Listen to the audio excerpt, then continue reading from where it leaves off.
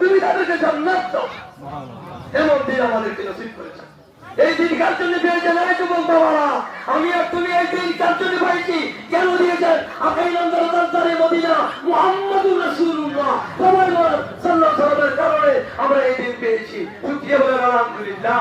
আমরা এই দিন কার জন্য পাইছি? মুহাম্মাদুর রাসূলুল্লাহ সাল্লাল্লাহু আলাইহি ওয়াসাল্লামের কারণে এই দিন পেয়েছি। মহান রব্বুল আলামিন আমাদেরকে আপনাদেরকে একটা চিৎকার নসিব করে জান্নাতুল ফেরদাউস নসিব করে। আমিন বলেন লা ইলাহা ইল্লাল্লাহ লা ইলাহা ইল্লাল্লাহ লা ইলাহা লা ইলাহা লা ইলাহা ইল্লাল্লাহ মুহাম্মাদুর রাসূলুল্লাহ।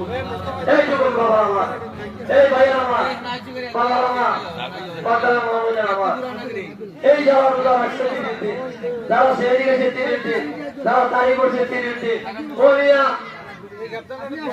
আজকে যারা জমিনে আসছে ফেরস্তারা, এই ফেরস্তারা মাঠে আসির কারা